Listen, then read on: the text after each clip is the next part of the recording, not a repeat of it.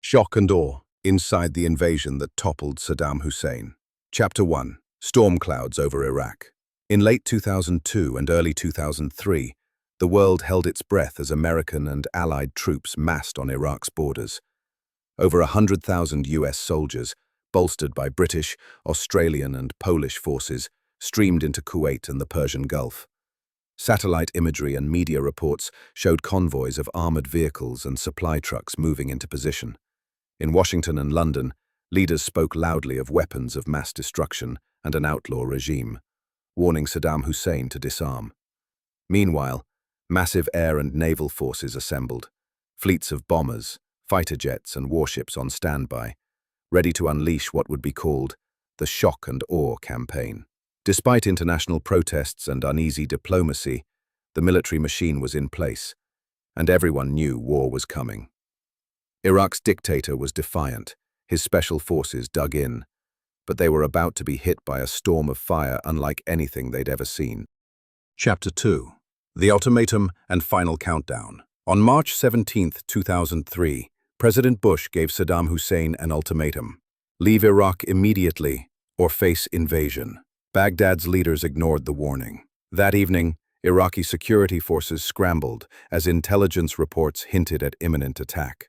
American carriers in the Gulf prepared flight decks of warplanes. Submarines loaded Tomahawk cruise missiles, and bombers aloft held their breath. In the hours before dawn, Iraqi soldiers braced for the onslaught. The tension was almost unbearable. By early March 20th, coalition special operations teams and spy planes were already deep inside Iraq, scouting targets and sabotaging communications. This was the final calm before the storm. When Saddam refused to budge, the fuse was lit. The invasion of Iraq, Operation Iraqi Freedom, was about to ignite. Chapter 3. Shock and awe ignites the night. Just before 5:35 a.m. local time on March 20th, a hush fell over Baghdad. Seconds later, the silence shattered as the first wave of US firepower struck. Dozens of Tomahawk cruise missiles, launched from American warships in the Gulf and Red Sea, screamed toward their targets. Simultaneously, two stealth F-117 Nighthawks appeared out of the darkness and dropped bunker-busting 2,000-pound bombs on a hilltop compound at Dora Farms, a palace believed to be a Saddam hideout. The ground shook as blasts rocked the city. Plumes of smoke rose into the pre-dawn sky. Hospital sirens wailed as terrified civilians scurried for cover. One bomb missed its mark. Another exploded against an outer wall. But the massive explosion leveled the rest of the compound. In the blink of an eye, a corner of Baghdad was erased from the map. Bush went on live television minutes later to announce that decisive force had been unleashed. Iraq, shocked and awestruck, had just entered the war. Chapter 4. Inferno from the Sky. By dawn, coalitions of bombers, fighters, gunships, and attack helicopters were raining destruction on Iraq's military infrastructure. F-15s, F-16s, F/A-18s, and A-10 Warthogs crisscrossed the skies over Baghdad, Najaf, and the Rumaila oil fields. Thousands of pounds of bombs and rockets decimated anti-aircraft batteries, radar stations, airfields, and command bunkers. The capital city and other targets became a fiery inferno. Huge craters gaped where government ministries stood. Bridges were shattered, and black smoke from burning oil and fuel ran like rivers into the sky. Meanwhile, Allied ships bombarded coastal positions, and special operations helicopters picked off isolated Iraqi units at night. Coalition propaganda leaflets fluttered from planes, warning civilians to stay home even as surrounding buildings fell. The goal was clear: to paralyze Iraq's military and break the will to fight. And it worked, at least on paper. Baghdad's defenders were disoriented, many communication networks were down, and their ability to coordinate was in chaos. The shock and awe strategy was operating at full throttle. Chapter 5. Armies on the move. As the sun rose higher on March 20th, armored columns rolled into Iraq. Thousands of US and British tanks, armored personnel carriers, and transport trucks surged across the frontier from Kuwait. The 3rd US Infantry Division drove north toward the city of Samowa. The 1st Marine Expeditionary Force surged up Highway 1 toward Karbala, and the British 1st Armored Division turned northeast toward Basra and Baghdad. Indian Ocean and Mediterranean fleets loomed offshore, while Kurdish guerrillas moved against Iraqi positions in the north. The invasion was truly a three-dimensional assault. Iraqi border posts were overrun within hours, and with Iraqi air defenses crippled, coalition helicopters provided fire support to the advancing ground troops. In the distance, Islamic Revolutionary Guard flags still flew over sandstorm-blasted roads, but coalition troops made swift progress through the desert. Soldiers in the lead elements called home, marveling at how quickly the campaign had begun. Still, in every corner, Iraqi soldiers braced for the fight. The blitzkrieg had only just begun. Chapter 6: Chaos in the South. In southern Iraq, fierce battles erupted almost immediately. On March 21st, British Royal Marines and Polish commandos stormed the port of Qasr at dawn, hitting dug-in Iraqi troops. The fighting was savage. 14 coalition troops fell amidst machine gun fire and rocket-propelled grenades, but the Allies prevailed. Hundreds of Iraqi soldiers surrendered or were captured as the port fell into coalition hands. Nearby, the city of Basra lay under siege. British tanks rumbled down coastal roads, while US Marines sealed off escape routes. Despite Saddam's no-surrender rhetoric, many Iraqi units melted away or fell back into Basra's dense city streets and surrounding marshes. Coalition fighters clashed with irregular Fedayeen militias using suicide tactics, and with soldiers who manned artillery pieces left behind from the Gulf War. Artillery barrages from destroyers offshore pounded Iraqi positions, supporting the ground assault.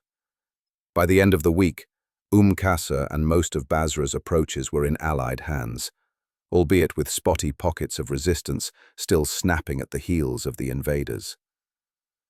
The shock and awe had opened the path, but bloody teeth of war still bit hard. Chapter 7: Through the Heartland. With the south slowly being secured, coalition units raced toward central Iraq. On March 23rd, US Marines swept into Nasiriyah, a key junction city, after intense street fighting against Fedayeen fighters. Amidst the dust and chaos, brave engineers kept bridges intact for the advancing columns.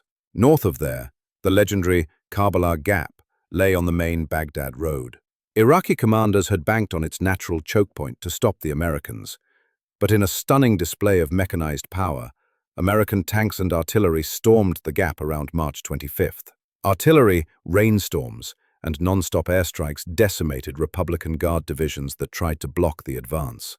By March 30th, US forces had crossed the Euphrates River at Musayyib, seizing intact the critical Al-Qaeda bridge after Iraqi sappers failed to demolish it, and had punched a hole directly into Baghdad's southern approaches. Alongside them, Marine units fanned out toward Najaf and Karbala, engaging the Scorpion-like Fedayeen and remnants of the Medina and Nebuchadnezzar Republican Guard divisions. Villages burned as convoys thundered past. Supply lines stretched through endless desert night. The road to Baghdad was open at last. Chapter 8: The Siege of Baghdad. By early April, coalition forces had reached the gates of Baghdad itself. On April 3rd, US troops fought viciously at Saddam International Airport, enduring mortar fire and losing helicopters, but ultimately seizing the runway for fuel and reinforcement deliveries. In the city's outskirts, the sounds of war grew deafening. Marine artillery hammered Republican Guard bunkers as US and British tanks shelled neighborhoods. On April 5th and 7th, US Army armored brigades in two bold Thunder Run raids smashed deep into the heart of Baghdad. Tanks blitzed down main boulevards, racing to establish footholds. Iraqi fighters attempted desperate counterattacks with tanks and missiles, but the massed firepower of Abrams tanks, air support, and swift maneuvers shattered them. Soon the legendary Green Zone government district, home to Saddam's palaces and the parliament, was under American control. The Iraqi information minister, flanked by bodyguards, was still defiantly broadcasting on TV. but the capital was crumbling around him. By April 8th, under billowing smoke, the world saw for the first time Allied troops roaming liberated streets near Saddam's former palaces, their faces grim with fatigue and determination. Chapter 9. Fall of Baghdad and Saddam's Downfall. April 9th, 2003, would be remembered as the day Saddam's reign truly ended. As US Marines advanced into Firdos Square in Baghdad's center, a 12-meter statue of Saddam loomed like a specter of tyranny. At sunrise, cheering Iraqis, many escorted by American soldiers, pulled on ropes and jacked a recovery vehicle under the giant statue's neck. With a sudden heave, the statue toppled forward, crashing onto the black sand. A stunned silence hung in the air before joyous shouts erupted. The mob danced among the broken pieces as an Iraqi flag was raised above the rubble. Across Baghdad, other portraits of Saddam were torn down or burned by jubilant citizens. The symbol of Saddam's fall was unmistakable. Yet amidst the celebration, the man himself had vanished. Earlier that morning, Saddam Hussein had briefly appeared in public with a salute and a smile to those still loyal, perhaps believing he was surrounded by cheering supporters. Moments later, he slipped away into hiding. For the world, it was over. Saddam's regime was shattered. But for Saddam, the fight would continue on another level. In just 3 furious weeks, the coalition invasion had smashed Iraq's army and toppled a dictator. Coalition commanders hailed the success of shock and awe, overwhelming speed and force, which had disoriented Saddam's forces and ushered in the fall of Baghdad. By May 1st, President Bush stood aboard the USS Lincoln, declaring that major combat operations were over, though anyone there knew the war's aftermath would be complicated. Saddam Hussein himself remained at large, a hunted fugitive. He would eventually be found hiding near his hometown months later, ending the saga. The invasion had achieved its immediate goal.